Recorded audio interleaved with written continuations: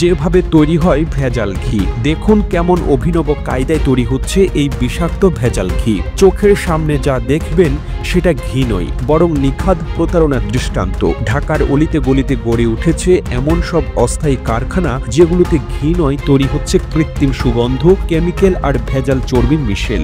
বাইরে থেকে দেখলে এক একটা প্লাস্টিক বোতলে চকচকে ঘন হলুদ রঙের পদার্থ, গায়ে লেখা বিশুদ্ধ গাওয়া ঘি, কিন্তু ভেতরে যা আছে তা একটুও খাঁটি নয়। এসব জায়গায় গরুর দুধের কোনো অস্তিত্ব নেই, দুধ জাল দেওয়ার প্রক্রিয়ার কোনো ছায়াও নেই, কেবল কৃত্রিমভাবে বানানো এমন এক পদার্থ যা দেখলে আপনি থ হয়ে যাবেন, কিন্তু খেলে আপনার শরীর হারিয়ে ফেলবে লিভার আর কিডনির উপর নিয়ন্ত্রণ। এই ভেজাল ঘি তৈরির পেছনে আছে এক মারাত্মক কৌশল। প্রথমে সংগ্রহ করা হয় বাজারে নিম্নমানের ডালডা, যা সাধারণত ব্যবহার করা হয় বেকারির নকল পণ্যে। এরপর এতে দেওয়া হয় ঘন হলুদ রং। ফ্লেভার হিসেবে ব্যবহৃত হয় কৃত্রিম গাওয়া ঘিয়ের গন্ধ, যা বিদেশি রাসায়নিক দিয়ে তৈরি। কেউ কেউ তো আরো এক ধাপ এগিয়ে ব্যবহার করছে বিউট্রিক অ্যাসিড নামের এক কেমিক্যাল, যার গন্ধ নাকে গেলে আপনি বিশ্বাস করবেন এটা আসল গাওয়া ঘি। কিন্তু একটু গবেষণা করলে জানা যাবে এটি অ্যাসিড। শুধু বিষাক্ত নয়, এটি মানব দেহের অন্ত্রের মারাত্মক গ্যাস তৈরি করতে পারে, এমনকি দীর্ঘদিন সেবনে লিভার বিকল হতে পারে। এসব কেমিক্যাল বিভিন্ন কসমেটিক এবং লুব্রিক্যান্ট তৈরিতে ব্যবহৃত হয়, খাদ্য নয়। আরো ভয়াবহ ব্যাপার হলো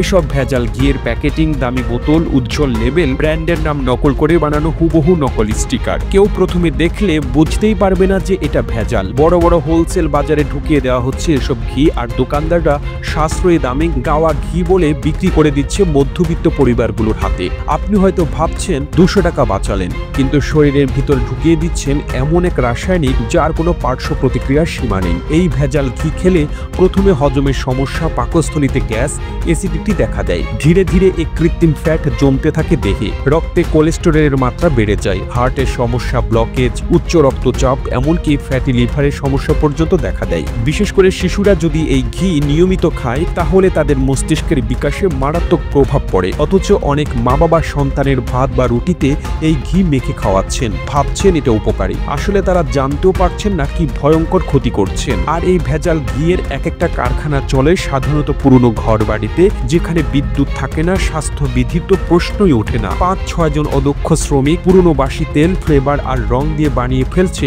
হাজার হাজার লিটার ঘি। মাঝে মধ্যে প্রশাসন অভিযান চালায়, 2 থেকে 3 জনকে গ্রেফতার করে, কিছু বোতল জব্দ হয়, পত্রিকায় ছবি ছাপা হয়। এরপর আবারও তারা ফিরে আসে নতুন জায়গায়, নতুন নামে, পুরনো খেলা নিয়ে। তাই আপনাদের কাছে অনুরোধ, দাম দেখে নয়, উৎস দেখে ঘি কিনুন। খাঁটি গাওয়া ঘি সাধারণ বাজারে সস্তায় পাওয়া যায় না, এটা মাথায় রাখুন। বিশ্বস্ত খামার, স্থানীয় গাভী পালনকারী বা আপনার চেনা কারো কাছ থেকে সংগ্রহ করুন। না হয় আপনি যা খাচ্ছেন তা স্বাস্থ্যের জন্য নয়, বরং মৃত্যুর নিমন্ত্রণ পত্র।